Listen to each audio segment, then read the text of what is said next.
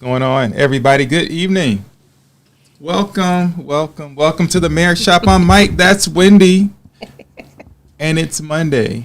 Hey y'all. Believe it or not, Lynn Lou, you got in here first. Is nothing like having family support. We love you. Thank you for jumping in. Monica Ferguson. Wow, what a great reunion when we just saw you guys in Reston. That was really, really cool. Yeah, absolutely. So thank you for being here to support us. And as the rest of you jump on and come on in, I know it's kind of a hit and miss. It's kind of like, you know, when your favorite programming gets interrupted because there's a special report or something. And it's like, now I don't know what time it's going to be on.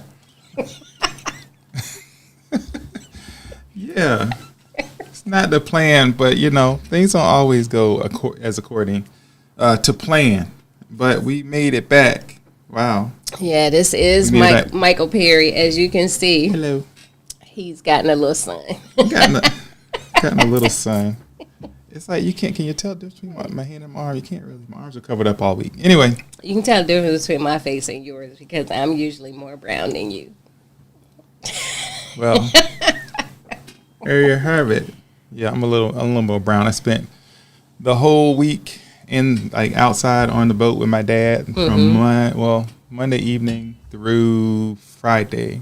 Okay. I mean, not like, you know what I'm saying. We came back in in the evening times, but we're up early every morning and out most of the day. So, yeah. Okay. So, you know, I got a little. As far as Florida sun goes, I mean, you know, it could have been. I could be much crispier. You could. But, I mean, when we went to Colton's wedding, you know, it struck me that his face is two-tone, which he knows. Everybody around him knows. But his face is literally like from here. It's almost like a golfer, right? We know the outdoor people. Colton he's my fishing guide. So, you know, I mean, you're out there all day. You have a cap on, you have shades on. So, matter of fact, can you see my lines? Right here. No, that one. Yeah. Anyway, so that's what it is, man. That's what it is. Yes, Joseph and Pat Wright, Sheila Wright, Byron Jackson. Okay, well, yeah, first, Joseph Pat Wright. Joseph is Pat Wright. Pat Wright. BJ, Carolyn Bird, Robert Harrell. Thank you for jumping in here. Sorry, when I see it and I'm like, it could be two people. It's one person. It's Pat. Pat. So I'm just going to call you Pat. Thanks for being here. I don't even know. Yeah, but okay. I mean, you got a whole lot of the Florida sun. Then we went out yesterday and got a little bit more sun. So you got some Georgia sun. Yeah, you looking a little. You look like, what are they called? Choco Puffs.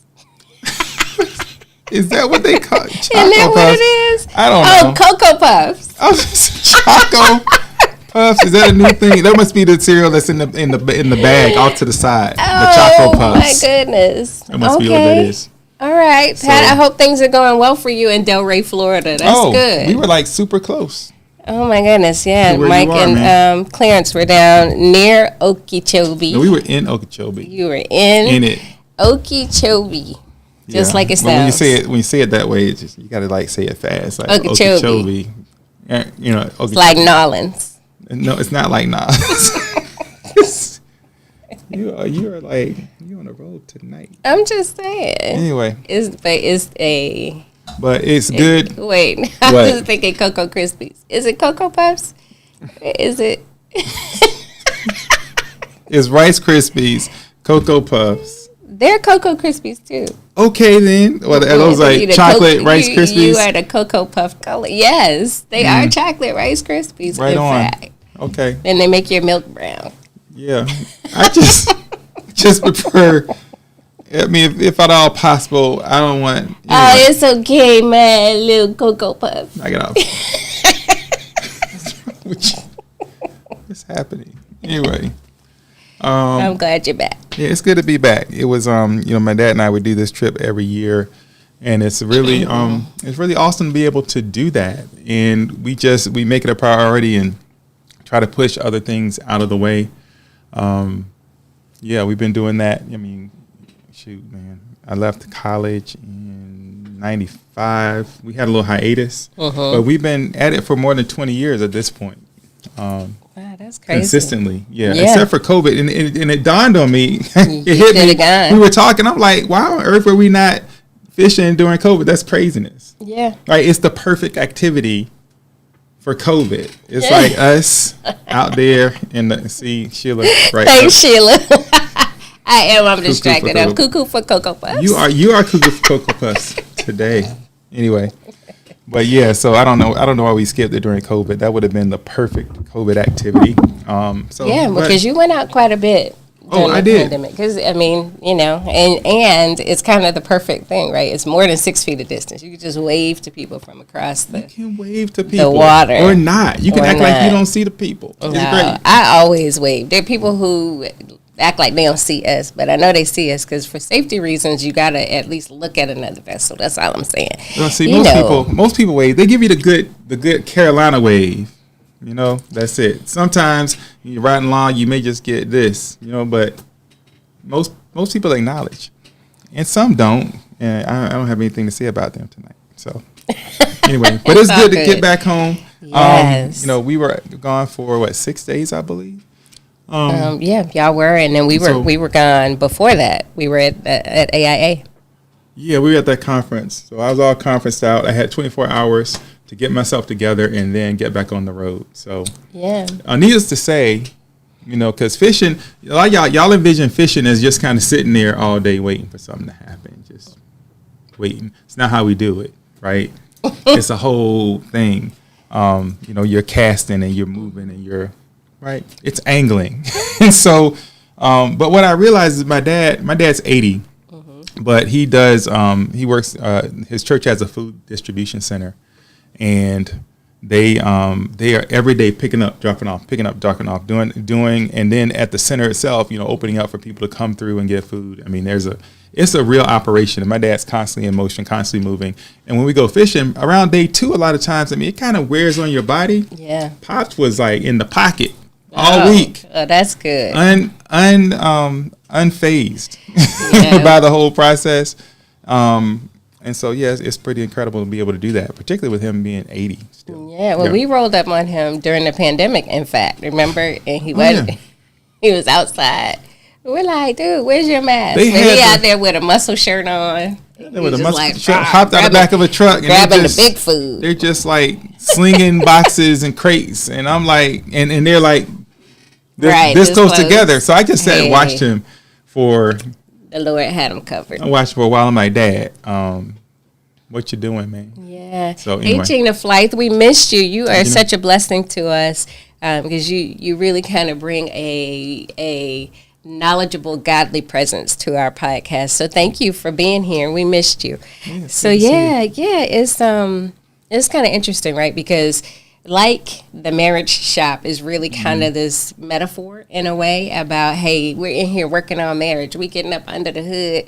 You might just need a tune up or you might need an overhaul. All that stuff. We could just use it. We could go on and on and on. Fishing is the same way. I mean, I think fishing is really the perfect metaphor or analogy to a number of things. Yeah. Whether that's everything from how you navigate relationships to discipleship to evangelism to, I mean, you name it. So what you do when a storm rolls up, when the wind picks up and the waves start getting rough, because that happened, y'all. It's crazy out there.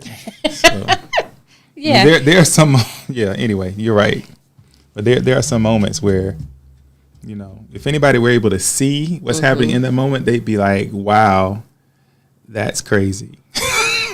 I just think, we went out in the boat yesterday. I don't fish or angle or whatever. I go out just to enjoy nature as much as I can enjoy nature. And so it always blesses me every year. I unselfishly, in fact, I encourage Mike. Sometime around December, I'm already asking him, have you already planned your trip with your dad? That's because true. I think it's important. It's important for him. It's important for their relationship. It's important for memories. It's important for me to have some windy time. It just works out. It works out.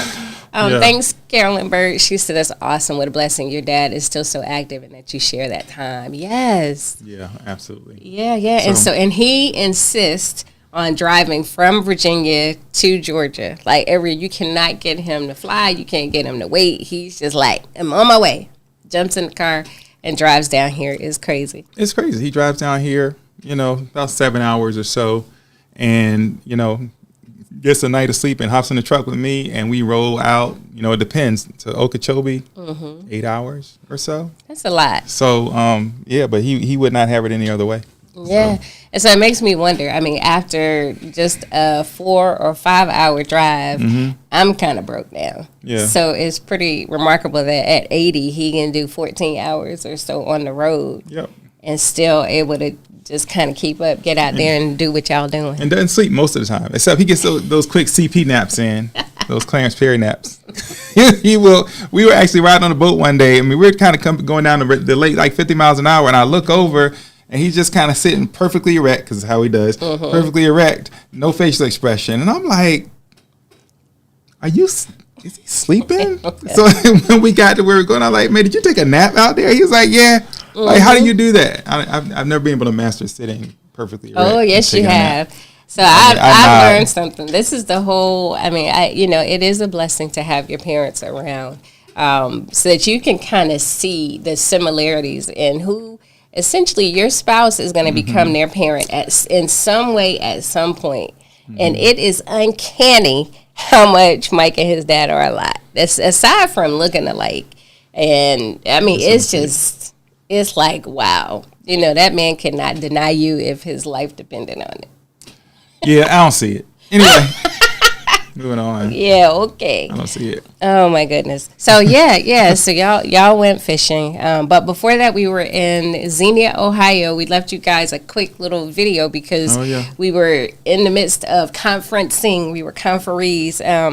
Really learning more about Athletes in Action, about the organization. But I think more valuable than that, really creating new relationships. What's the word? Having reunions with people that we've known. We had a great time doing something that I didn't think I would necessarily want to do. Yes. We were invited to a Survivor watch party. A Survivor watch party. And I was like, I was like, babe, we're going to do a drive-by. We're going to go because we were invited and we love the people. But Survivor, we haven't watched Survivor in like 25 years. So we went. And it was fun. I had a blast.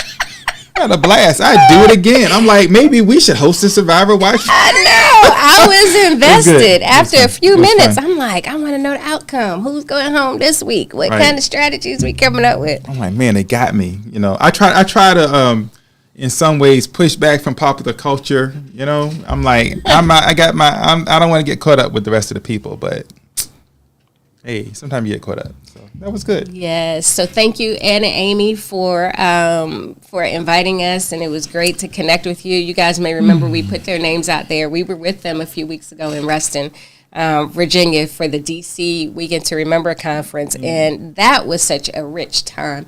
Just love them. So it was great to be able to see them beyond the stage.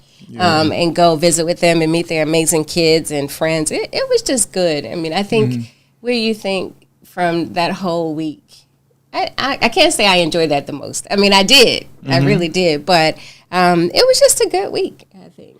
Even our sleeping conditions brought us closer together. We don't even have time. We should. It's not what we promised tonight. We should recap that. Maybe, you know what? No. Actually, we won't.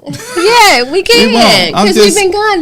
We were legit not here. So we're just filling you in. Hey, Cheryl Bauer. Fahele. Yes. So thank you for being here. But yeah, we weren't here. And we were out doing stuff. We were out doing ministry. So the conference was, it was great. Xenia, Ohio is right outside of Dayton.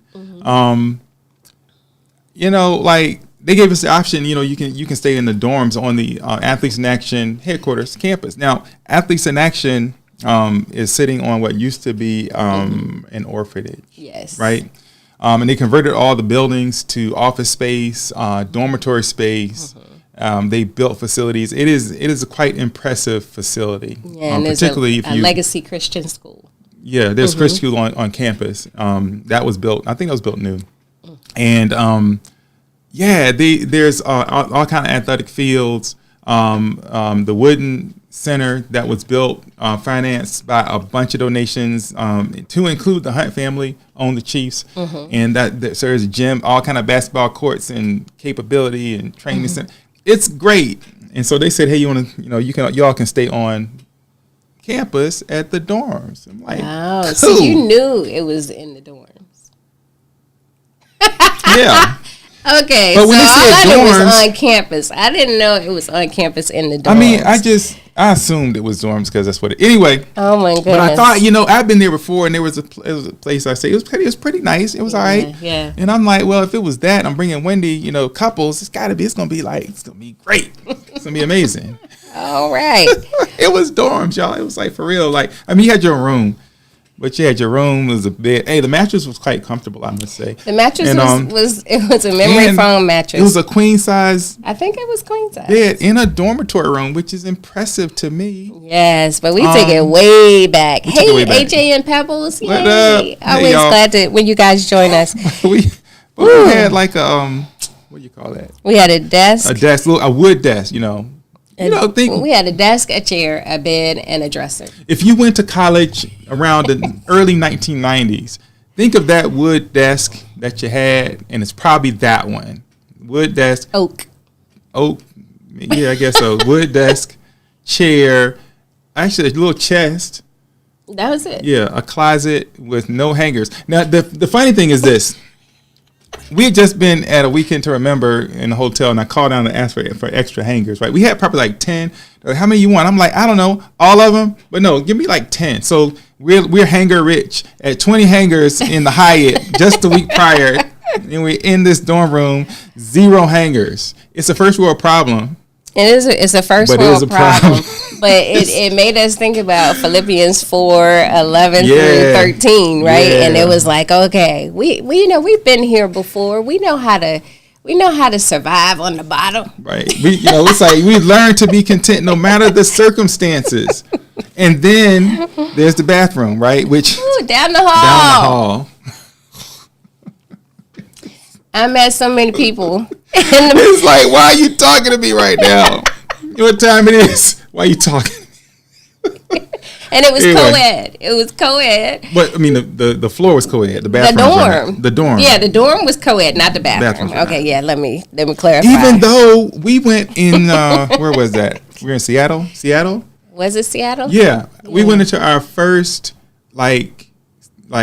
yes. What do they call it? Called the same gender, ungender, whatever bathroom where there was no gender differentiation. Yes. It was not at all what I thought, y'all. Like, because you asked me, well, you think about it. I'm like, nah, man, no way. But if you think of, if you ever been to Buc-ee's, right, and you think of how they're like the bathroom with the toilets and all that stuff. Yeah. It's kind of that.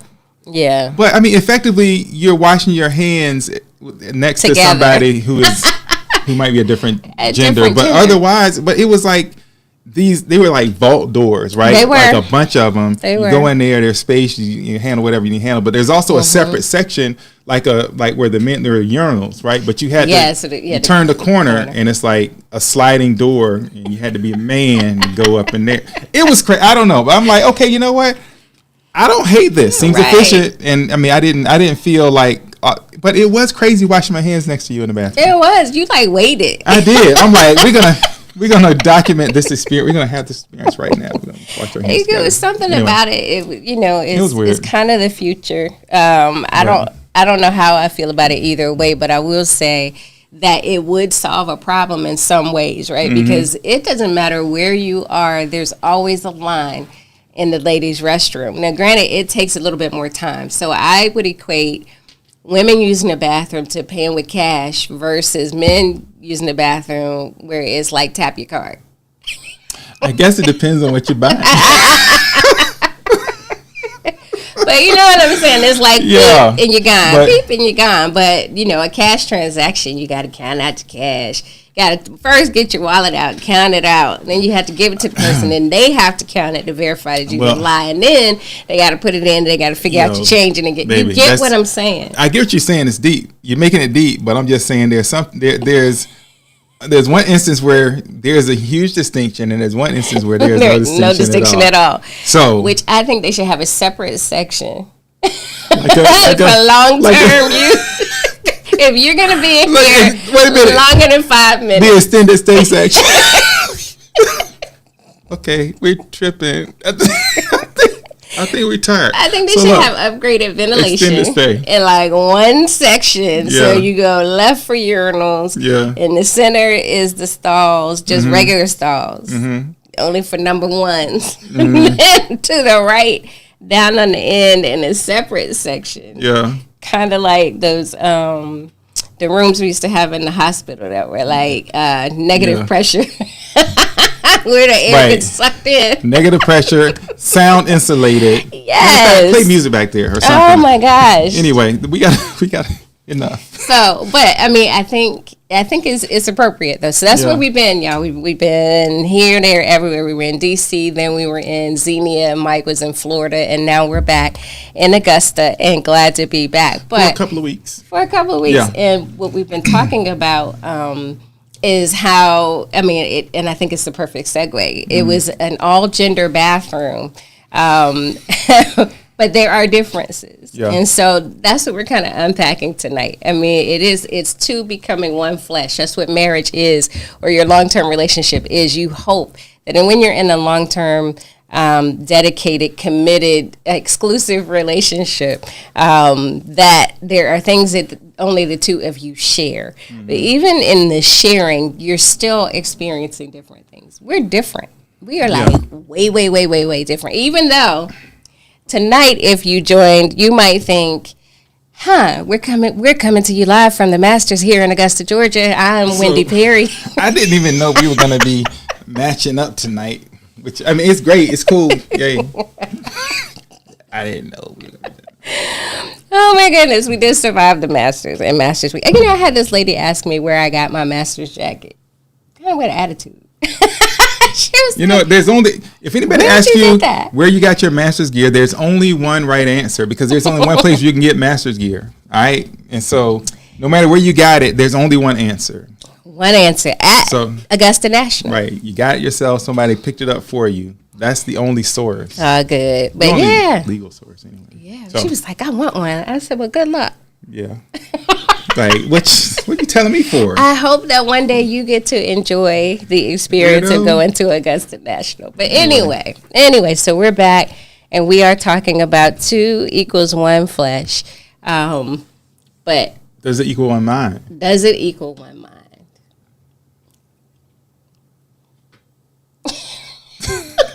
No.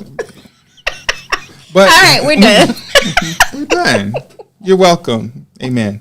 But no, because I think what happens is we often react in our relationships. We move in our relationships in a way that suggests that we believe that we should be of the same mind, on one accord. And we should most of the time, in some cases, right? But I think there are times when we absolutely must be, and it's difficult to get there. And there are times when it really doesn't matter that much. And so the trick is discovering the difference and somehow getting to agreement on when we need to really agree and when it just doesn't matter that much. Oh, that's interesting. Yeah. Okay, so being in agreement on when we need to agree and when it doesn't matter that much. Yep. Yeah, and I think that's I don't know that we have to be in agreement. I think that that's ultimately the goal, right? To at least to come to some agreement. But I think that that's really, it's an individual thing to reconcile before you try to reconcile it together, right? So what do I mean by that? Well, I mean that what's important to me, I feel like should be important to you, but perhaps it just isn't. And so then I need to kind of reconcile and determine how important is this thing?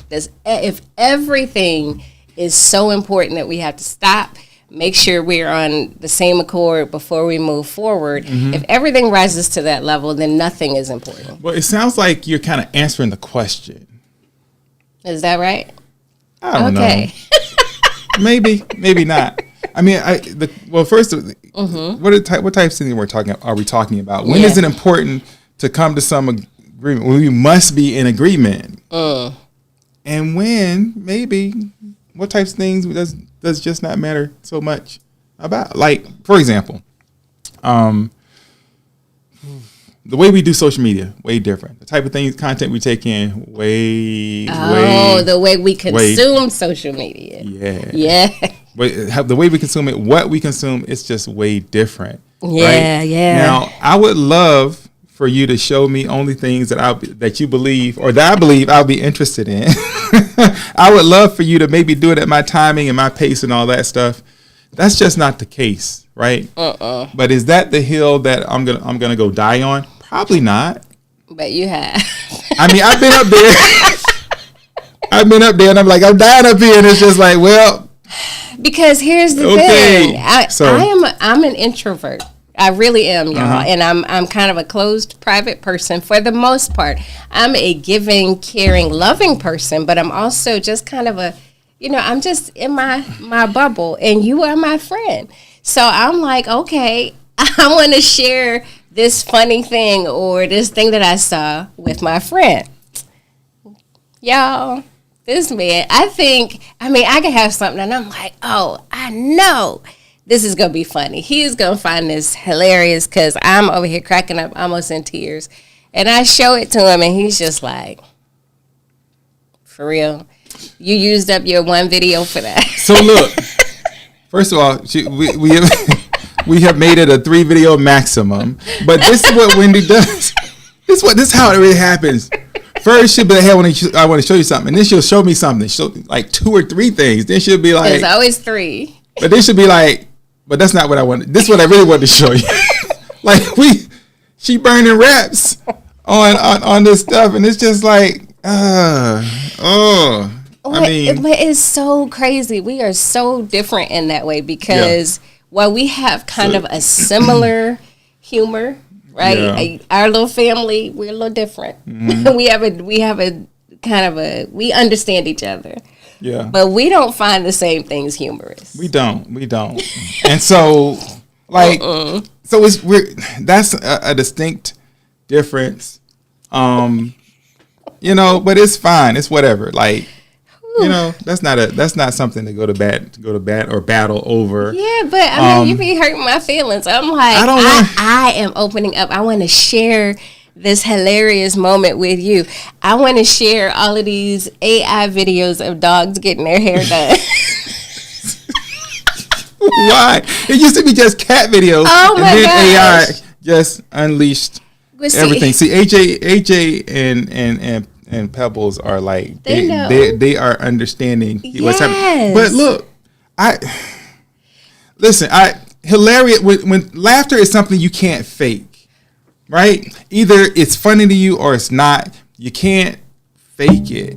And so sometimes I'm just like, why? Like, I even wonder, like, people creating content, like, why was this ever created? The only reason, I'm speechless. I'm just saying, I don't get it. I love it. I don't want to get it. Most people that have dogs in particular, right? Yeah. If you have a dog or you had dogs when you were a kid, and you even can admit this, you always look at your dog and you're like, you kind of look human. And so then we do things, right? And there are people that put clothes on their dogs. Now is more common. People put wigs on their dogs for content, all of this stuff. And I love all things hair and hair related. I love to see people. I love to see haircuts, all that stuff. Anyway, so then they combine dogs with hair. But why? I mean, we got a dog with getting a perm with rollers and a blowout. And the dog's face is just so cute. It's too crazy. Much. Anyway, we're going down a rabbit trail. I know we are. So that was just one example. But the social media one. We're like, and I feel bad sometimes. We about to take off. He's like, wait, let me get this in real quick before we take off. And I'm just like, we about to get on the plane. It could be the last video we ever watch. This is what we're watching. Okay. Yes. That's fine. Anyway. So. I would go down happy that I saw a pug get a perm. So anyway, but that's not. But okay, so that's something. But vice versa. It works both ways, because you'll be like, oh yeah, okay, because you just play something loud, then you'll have a response, which naturally draws me in. Like, oh, what you looking at, or what is that? And you're like, oh, nothing. It was just something.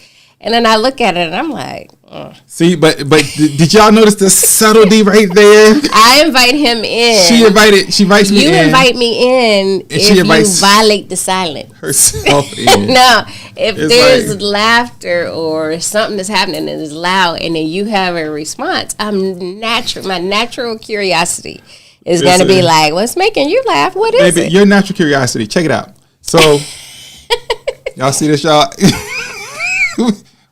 I could do this. And Wendy's like, what happened? What's going on? Is everything all right? So, anyway. So, Gina, you bring up a good point because we've only gotten to one example, but is it enough to just recognize and respect that something is important to you, whether you agree or not? Yeah. Yes, and I think that's part of the process, right? Sometimes, though, in our selfish nature, which we all have a selfish nature, some of us want to be able to share it all. Right? And then the spouse's response can really kind of influence and impact whether or not I share with you at all. Right? Yep. So I go from wanting to share it all to not wanting to share at all just because of how you responded to me. And so, this is something is low-hanging fruit. It's just about sharing videos. Is negligible. But what we happen to know is that in a lot of marriages, people disagree over things like this that should not escalate to a level of I'm not talking to you, but somehow they do. Well, let's up the ante a little bit in terms of those points where there might be it might be difficult to come to some agreement. Okay. Money management, investing, spending. Things just like that. Money. You could put all of those things below it. Investing, spending, saving. Yeah. All things related to money. Jobs. Right? Because we have a way that we think about it as we enter into relationships. Sometimes we come together and we will either, maybe you meet your spouse where they are. Maybe come to some new agreement together. Very common, though, that everyone kind of stays in that place that they came in, right? And it can be very difficult to come to agreement on that, creating that tension, right? Yeah.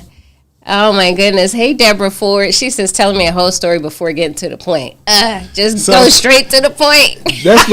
That's what we call. What's that? Land the plane versus enjoy the ride. Type communication. Yes. That's so funny. And that's real. It's those things. And here's the thing. It may be something really, really small. But because it is small doesn't mean that it doesn't have impact, right? And I think even as we prompt you or challenge you each week with conversation starters, is this idea of, okay, if you could identify what are those small things that we can just say, you know what, this doesn't rise to the level of this. Sure, it might be important to me. I might enjoy it. But is it worth having all my feelings and everything invested in it as I give it to you as a gift for you to say, I don't want that? Yeah, well, I think there are, to Gina's question, right? There are certain things where I think couples have a difficult time getting to that place of, hey, I respect how you feel about it. I respect how you see it. Yes. Right? Even though we don't agree. Yes. I'm talking about the biggies, right? Talking about the money, how we raise the kids. Oh yeah, that's a big one. For example, like, whether who works and whether we both work or, she doesn't work or whatever, right? There's all those things where if they're very strong opinions, it can be very difficult to stop at, well, I respect what you have to say on that, but I disagree, and we're gonna just sit in that disagreement. Yes. Right? Yeah. Yeah. But that's what a lot of people choose to do. We choose to respectfully disagree, and then we just continue on with our lives. But when you then take inventory, which we encourage you to do, I want you to take a look at the things that you've chosen to respectfully disagree on and how long that list might be, right? And the bigger question is, what are you missing out on because you just decided we're going to respectfully disagree? Yeah, the old agree to disagree. Oh, yeah, that's it. Right? And, agree to disagree is kind of like a pile, like that pile of wood we have up the back that dude hadn't dealt with. Oh, right? Wow. Just, oh yeah, like the clothes on my chair. Like I throw that one shirt over there, no big deal. I'll be back. And then a couple of days go by, a trip here, a trip there. Next thing you know, the things to get back to have piled up. But the thing is, you don't get to, if you're going to ever clear that chair, or in your case clear the air. Ooh, see what I did there? You got to get back to some things, right? And I wonder, as we talk here today, like, are there things that you haven't gotten to? We just agreed to disagree because they're difficult things to deal with. That's right? good. Yeah. Have we decided that one sock is just all we're going to have? See, now you're taking my... No, but here's my point, right? You can have a pair of socks that it's like your go-to pair of socks, which you have your preference. Some of y'all are like knee-high sock people, some are ankle sock people, but there's some socks that it's like, yeah, these are my socks. They feel good on my feet, right? Just keep them in the rotation. Right, and then you wash clothes and the socks get separated. And it's like, dang. And so how much time do you spend searching for the other sock? It just all depends on how comfortable you want to be, right? So you can spend all day looking for the match to your sock, or you can say, well, another sock gone. Just toss it to the side. Or you could do what I've done a couple of times and just wear two different socks. Oh my goodness! Unmatching socks. Now I can't wear different colors. As close as I can get to wearing two different socks is like they're made by the same brand, but one may have like that little black thing on the heel and the other one doesn't. Right? You know, like I can't do it, but I do it. Put my shoes on. Next thing you know, I'm walking, and I'm like, wow, okay, these socks work, even though they're not exactly the same. They still get me to where I'm trying to go. That's good. Oh yeah, I know. What am I saying? Like we oftentimes it's like, man, we want it our way, and sometimes it's not even about it being your way. It's about being able to do this. You know, because you know what? You can't do this with two right hands or two left hands.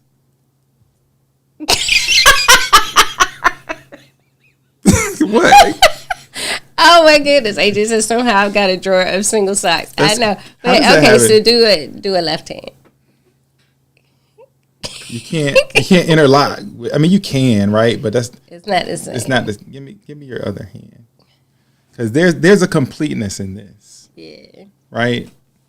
And so, okay, thank you. You messed me up. But you're right. You're right. And so yes, it is easy. We all kind of seek that harmony. We want to get along. We want the other person to be into what we're into, or find important what we find important. And the truth is that just may not be the case. So Pat says, when you agree or disagree, are you still holding on after you made that decision? That's when it gets shaky, because truly you haven't been letting it go. And that's true, because then what happens is resentment starts to kind of simmer. Yeah, well, about letting go, like when you've agreed, like, and I think what we're talking about here is when you compromise, right? Mm-hmm. Maybe there's something you wanted, there's a way you wanted it, and you didn't exactly get everything you wanted in that moment. You compromised, and you came to an agreement. Hopefully y'all can't hear this craziness. But you came to an agreement, right? But if you haven't let go, what that means is, because to come to agreement, there's a compromise. There's a surrender in that. There's a dying to self that comes with the compromise. Yes. And it's important, if you're going to be in a marriage, if you're going to be a Christ follower, you have to be able to let go. You have to be able to compromise, to die to yourself, to surrender whatever it is you wanted, right? You put it on the table and you leave it there. And so if things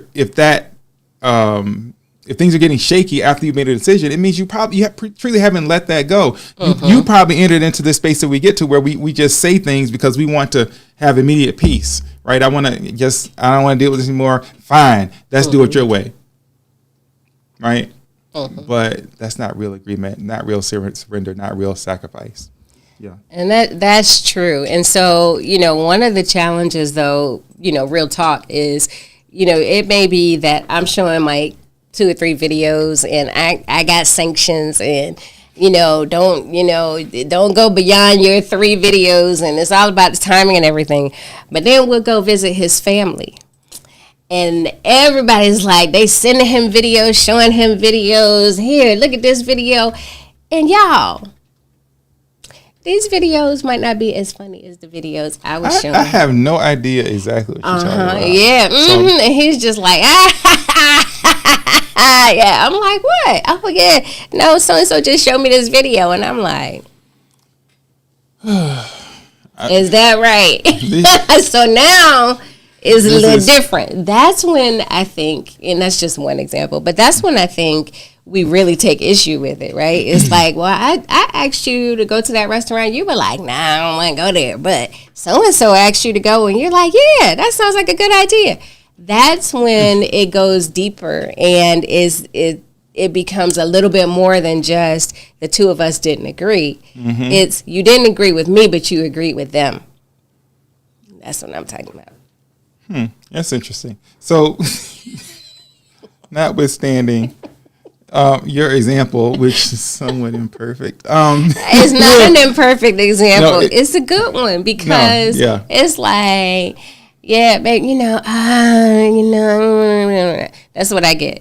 I'm like, all right, fine. Show me the video, right? Right. But then he's like, oh, what? I was on the phone. Yeah. That's so funny. So me personally, even though this ain't about me personally, I think over the course of a year, external people will show me about. I mean, I'm gonna go high and say 10 videos in the course of a year. Yeah, maybe. But it could be you only saw them once a year and they showed you 10. Right. It is like no. That's not a thing. That is so not a thing. I want to stick with you for the hyperbole. You know what I mean, to make the point. But my good. Anyway, so but the bottom line is, but I say the bottom line. The point is, what you're saying. It requires some thought. Like, okay, if there's something you can't get to agreement with your spouse about, but then you're able to get to agreement with others more quickly, there are some questions perhaps that you should ask yourself. Yeah, definitely. I mean, and so another example would be like clothes. Like you could buy, like I could buy you a shirt and you're like, yeah, it's all right. I like it or whatever. It's fine. And then we go out and somebody's like, oh, I like that shirt. And you're like, yeah. What does that have to do with anything? Again, it's kind of this outside. It's almost like mixed messages, and I think that's where so we're talking about the overall that we are different. We have different perspectives, different experiences, different likes and dislikes. That's true, and that's something to be celebrated. That's really why God brought us together, right? As people say, opposites attract.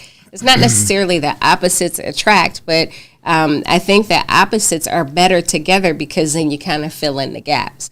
But having said that, this whole idea of, I want this exclusive relationship. When we talk about what we really desire, we desire oneness. I mean, I know I don't want to sound like a commercial for the Weekend to Remember. We desire oneness, but what we expect is sameness. And we're not the same. And being different is something that we should celebrate, not fight against. Yeah. And the fact that you're different, I mean, it's going to result in all kinds of conversations. Going to result in perhaps some issues and tension sometime, but just know, and I know that most of you know this, but I think it bears saying, it doesn't mean there's something wrong with you or something wrong with your marriage, right? Because you're just not the same. And it's okay, because some people believe that, oh man, I thought it was going to be something different. Now, I mean, we're broken. Something's wrong with us. No. Yeah. No, it's not the case at all, right? Yeah. You should expect that there will be some differences. That's how you get to the right place, so to speak. It's true, right? Because you're growing together, right? Yeah. And trying new things or seeing someone else's perspective. Yeah. Easier said than done, but if you challenge yourself to do that, I think that you'll learn and grow closer to your spouse faster than you think. I think this idea of, well, I'm my own person, I have my own mind, and I like this, and I'm going to protect that. What are you protecting it against? I mean, do we have to call court every time we want to discuss something? Like I said, everything doesn't elevate to the level of being, the most important. We need to sit down and talk about this and reconcile this. Some things, it's just kind of, I accept you and all your Amazon packages. I do. Look into the camera. I mean, the camera, no, you're here. I do. Yes. It's like, no. And I don't shop on Amazon as much as I have in the past, but I do shop online. And so it was an interesting thing because your dad was like, as he joked about Amazon packages coming to the house 3 times a day, right? Mm-hmm. And he's like, man, I'm just like, hey, whatever makes you happy, if it's making you happy, I'm good with it. And I'm like, huh. He mean that. Where you at, Dad? I don't believe you. Anyway, so, but at the end of the day, it's like, okay, what's it gonna, is this worth the relationship, right? That AJ's on team. Them packages though, man, look, go to them packages. And it's crazy now because, like, first it was USPS, then UPS, sometimes FedEx, and now it's just random people rolling up in their cars, slinging packages, taking their picture, and rolling out, and it's a whole parade at the front door. It is a whole parade at the front door, but I think even when it's small, it gets exaggerated, it gets blown out of proportion. If it's something that I don't like, then if it happens 1 time or 10 times, it's almost the same. I mean, I think that's how we almost have an emotional or visceral response to whatever it is. We talked about this thing, and then the doorbell is ringing, and it's like, oh man, and then I feel like I have to I have to run down the whole docket of, okay, this is what I bought. It's supposed to be coming in Tuesday, Thursday, and then overnight. So today, anyway, real talk, FedEx truck. Mike is like, FedEx is here. And I'm like, could be anything. And I was like, wait, is it my medications? And what'd you say? If it is, it's some big medication. I want to know what you were thinking. Were you thinking? I wasn't thinking anything. You didn't think anything. Mm-mm. So he got the box, but Ruby, you're not talking right now. No. Stop. If y'all hear my dog on the mic, she is trying to join the conversation. So yeah, and I'm like, I bet you thinking this is not medication. I literally was not thinking anything. I've reached a point in life where it is folly to try to guess what's in the box. It doesn't matter what's in the box. It's just, here's a box. I'll put it over here where the boxes go. Yeah. That's all. And all of the anguish, the whatever that comes along with it. So it's kind of interesting. But these are just small things. I mean, we open our home and let you guys in for a little peek every now and then. But these are things that are common to many of us. And Gina, you're right. It's kind of the whole premise of what we talk about when we come together at those conferences, that oneness you say it's essential, right? But oneness is, there's this constant work, a constant effort to move toward oneness. Having total oneness, right? Mm-hmm. Meaning, just being together in every place, on every level, no matter the subject, the day, or whatever. That is something that I don't believe we'll ever achieve, given that we're not the same, right? So, I think total, ecliptic oneness. Ecliptic. Yeah. Okay, cool. That's the total oneness, meaning we become the same completely, is not the goal, right? Well, the goal is to be able to be fully accepted and together as one. I'm going to disagree with you with love and say, okay, the oneness is complete. It's about oneness. It's about a covenant relationship. True. It's us, it's you, me, and God. Yes. If that exists, the oneness exists. with all of the things that come along with that. If you think about Earth and the ecosystem that it is, right? Like the Earth, when you see it from space, if that's what we're really seeing. Oh my goodness! Don't open that can. Anyway, no. When you see it from space, it's beautiful. It's like, wow, this is amazing, right? You see the clouds and swirling, you see the water and everything. What you don't see. You don't see the storms. You don't see the volcanoes. You don't see the earthquakes. You don't see the crashing waves, right? But there's this beauty of it.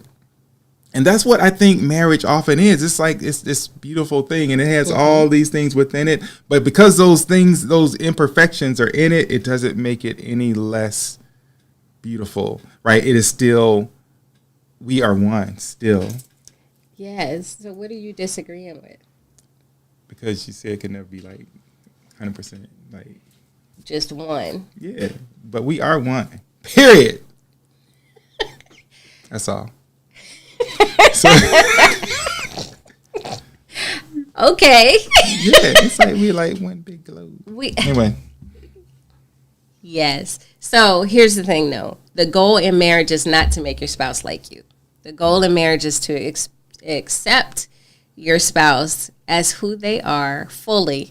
To learn and know them fully and accept them anyway, and to love them if we could ever achieve maturing to a place of unconditionally, right? And so this idea of what we expect or what we want or how we get there, that's what we're talking about, right? But I think that sometimes people will believe that if you're not on my team, then you're against me. You're on the other team. Yeah. And that's not necessarily the case. And so as we draw those differences, being on the same team doesn't mean that you agree on the same plays. It doesn't mean that you play the same position. It doesn't mean that everybody shows up 100% ready for whatever it is that you have to confront. Being on the same team means that, often it requires that we know what our role is, what our position is, and that we try to or agree to give it our best and give it our all when we come together as a team. And I think that it's helpful to know that as it pertains to marriage, marriage is a team sport. I mean, say things like better together, or as you talked about, this oneness, this covenant that we are in, we're in it until we die. That's what we all say. I am marrying you until we die. That means I'm marrying you, all your stuff, all the ups, downs, highs, lows, around the corners, under the valleys, all those things until we die. Yeah. And I think that's important. So let's see. Shelley Wilson, we're so glad that you're here. She says, I think that Wendy is, what Wendy is saying is we're probably not ever going to totally agree, but we can accept each other's differences. Yes, thank you. If I didn't say that, thank you, Shelley, for saying that. Instead of trying to make them who we want them to be. Amen. Because I think that what we do is we say little things like, if you were more like, if you did such and such, or in a passive-aggressive way, did you see how so-and-so did whatever? Like, look at that couple over there. I think they laughing at the same video together. They have all their sides. Well, and I think even if you don't say those things, I recommend not saying those things, by the way. But even if you don't, oftentimes expectation, your feeling comes out in your expectation, unspoken sometimes, right? Yeah. So, yeah. Yeah. So you guys, this week as your challenge, if you've put a whole lot of stuff, the stuff that you're looking for is on the bottom of your laundry pile, and you have to go through all that stuff just to get to it, then start with what's on top. And just go through one item at a time. and I want to leave you with this scripture. Yes. This we just dropped this in the chat. Because I think this doesn't make the list of common marriage scriptures, right? But I think this is really important. I think it's relevant to what we're talking about tonight. Romans 12, like 9 and 10. Let love be genuine. Abhor what is evil. Hold fast to what is good. Love one another with brotherly affection. Outdo one another in showing honor. Yeah. And so a couple of years ago, we had a whole thing that's outdoing one another and showing honor.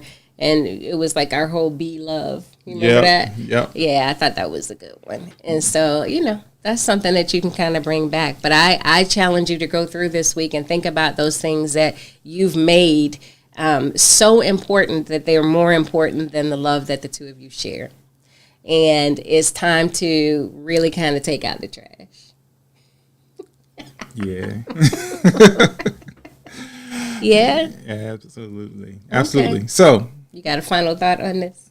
No, I think it's time to take out the trash is, I always want you to elaborate on that a little bit. But well, what I'm saying is, there's small things, right? These little things that even though they're small, they start to have a bigger impact. Mm-hmm. And we need to do the job of actively and intentionally sorting through what is important and what needs to be dealt with, and then what's just really little seeds of distraction. Yeah. So when I talk about taking out the trash, I'm saying get rid of all that little stuff, right? Mm-hmm. I'm not going to be mad at you because you don't want to watch my video. That's fine. Because, hey, it was funny to me. I'm not going to go and send it to somebody else that I think is going to laugh or enjoy it as much as I do, because I shared it with you. And I think that in our marriages, that's really what we want to do. We want to share it with you. It's not, it will not kill you to go shopping with me, even though shopping is not what you do. Mm-hmm. It would not kill me to go fishing with Mike, even though fishing is not what I do, right? There are these little things. I can be in the boat, but I don't have to grab a rod. That's my point. And I think that's a great point to close it out. All right. Well, let's shut it down. So let's pray. Okay. Yeah. Heavenly Father, we come to you today and we thank you for being God. Thank you for blessing us. And we just ask that you help us all to show honor, God. Help us to show honor before we show resentment or frustration. Help us to understand that to be one with one another and with you doesn't mean that we are always one in the same thoughts, and doesn't mean that we are in complete and total agreement. What it does mean is that we agree on the things that are most important, God, and that we're moving in the same direction, even though the manner of movement may differ slightly. So we just pray that. We pray for peace for every relationship represented here. We pray for love. We pray for your Holy Spirit to fill every couple here and protect and guide every family. And we'll be sure to give you all the thanks, God, all the honor, all the glory, and all the praise. We thank you. We love you. We pray these and all blessings in Jesus' name. Amen. Amen. Okay. So let me go, dog. All right. So, I mean like praying. The actual dog. She was praying. Yes, she was. All right. That was strange, wasn't it? Why she gonna put her hand on the pile? Anyway. Okay, Warren Sims, I'm glad you're here. So we out of here, but this last thing, thinking through things each day, making choices to go at it together rather than finding excuses to go it alone, and whatever small things, decisions are being made, what helps us come together rather than what helps us not. Yes, well said. Well said. So until next Monday, have a blessed week. And as always, we love and appreciate you guys. Good night. Good night, everybody. Oh, yeah. Oh, yeah. Oh, yeah. It's your boy Jason. I'm in the mood. Love. Lately I've been constantly thinking about the pain. You drive me crazy, yeah. And girl, I want this. Got me all up in my feelings. Oh, what a feeling, yeah. I knew the first time I laid eyes on you, you would be here forever. I'm not being arrogant, and I still can't take my eyes off you, 'cause you made me better, so much better. I'm in the mood to love you.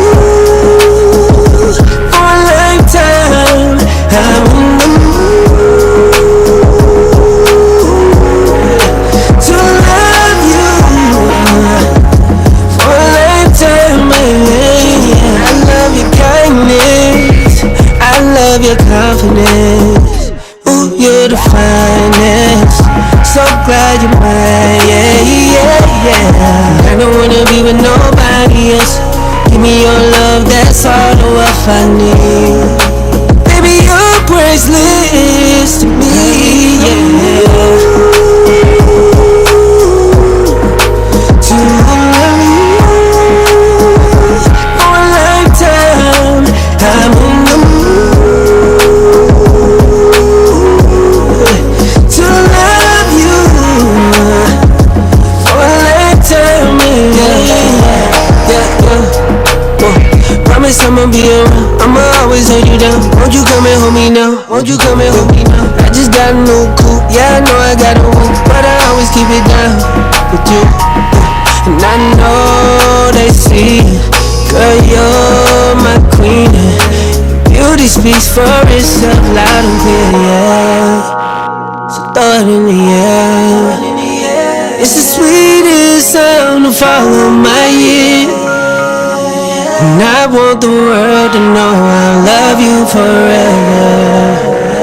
And that's a long time, babe. But I got time for you, baby. I'm in the mood. Lifetime for a lifetime. I'm in the mood to love you, yeah. For a lifetime, baby. Ooh, yeah. For a lifetime. Oh, for a lifetime. Yeah, yeah.